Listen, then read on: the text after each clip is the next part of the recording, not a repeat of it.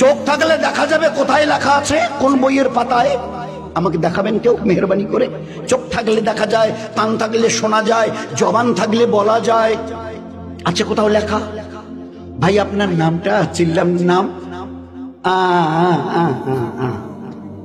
আরে আপনার চাইতে বড় সুন্দর চেহারা সুশ্রী, তো লোকটা ওরকম করছে কেন?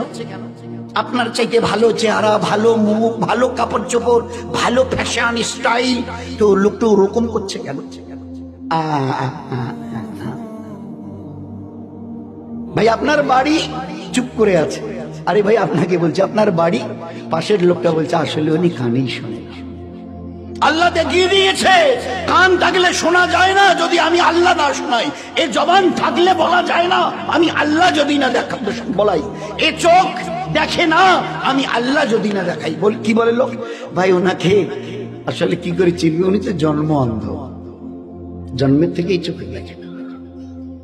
আল্লাহ দেখি এ হচ্ছে হকিকতে, হচ্ছে ইমান, লা ইলাহা।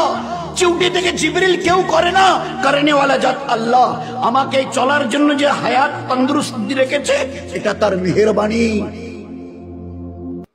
পাশের বাড়িতে গিয়ে দেখো জওয়ান 22 বছরের ছেলেটা, মানে শুধু লেংড়িয়ে নয়, পা ছেঁচলে মানে পিছন থেকে মাটিতে ছেঁচিয়ে যাচ্ছে, দাঁড়াবার কোনো ক্ষমতা নেই।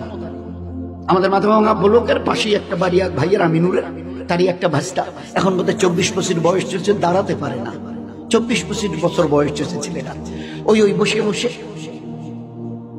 আল্লাহ তোমাকে একে দেখো আর তোমার নিজের চেহারাটাকে দেখে ভালো করে বুঝে নাও, এই আল্লাহ এই বেচারা দুটো দাঁড়াতে পারে না, 24-25 বছরের, হি ওয়াজ এ ভেরি ইয়াং। 24 বছরের বয়সের লোক তো মানে যুবক হয়, আর সে দাঁড়াতে পর্যন্ত পারে না। আরে আল্লাহ তুমি কত দয়ালু যে আমাকে শুধু দাঁড়ানো নয় দৌড়াবার মতো আল্লাহ তুমি আমাকে ক্ষমতা দিয়েছ। কবে আল্লাহ কোন জিনিসটা সিজ করে নেবে জানা নেই। এই জন্য দোস্ত একটু হুশ করে চলিয়ে, দুনিয়া মজাক উড়াবার জায়গা নয়, হুশ করে চলিও, আমার কাছে ফিরে আসতে হবে। ওই দিন আমায় 4টা জবাব নেব। সারাটা জীবন কোন আমলে কাটিয়েছ? জওয়ানি যখন টকবক করত, ওই জওয়ান কালের পুরো হিসাব শোনাও। Second question will be there, সারা জীবনের হিসাব দাও। দ্বিতীয় কোশ্চেন, জওয়ানি যখন ছিল 15 থেকে 30-35, ওই সময়টা কি করে কাটিয়েছ? মাল কোথা থেকে এসেছে আর কোথায় লাগিয়েছ পুরো হিসাব দাও। টাকা হিসাবে নয়, পয়সা হিসাবে, পয়সা কি করে এসছে। টাকার হিসাব দিলে 50 পয়সাগুলো যদি বাচ্চা উড়ে যায়, ফাঁকি দিয়েছ, মদ খেয়েছ, ও হবে না। পাই কোন রাস্তা দিয়ে মাল কামিয়েছো আর কোন রাস্তায় মাল লাগিয়েছো, আমি তো বলে দিয়েছি কিভাবে কামাবে, কিভাবে খরচ করবে। Fourth question will be there. চতুর্থ, যে দিনের ইলম তোমার জানা ছিল তার উপরে কতটা নিজেকে চালিয়েছো। তুমি তো মুসলমান, জানতে 5 ওয়াক্তের নামাজ ফরজ নয়, ফরজে আইন।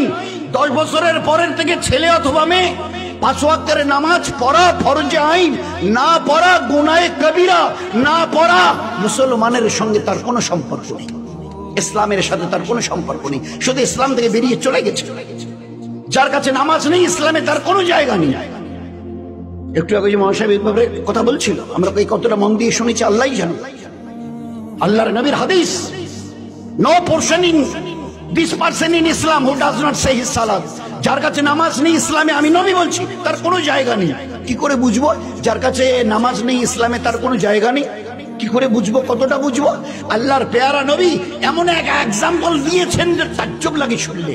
জিজ্ঞাসা করছো আমার সাহাবারা, সাথীরা, আচ্ছা তোমরা কান কাটা লোককে দেখেছো? আল্লাহ রাসূল দেখেছি। আচ্ছা হাত কাটা লোককে দেখেছো? দেখেছি। আচ্ছা পা নেই এরকম লোককে দেখেছো? পা কাটা? আল্লাহ রাসূল দেখেছি। বলছে আচ্ছা এরকম লোককে দেখেছো যে মাথাটা নেই এরকম লোককে?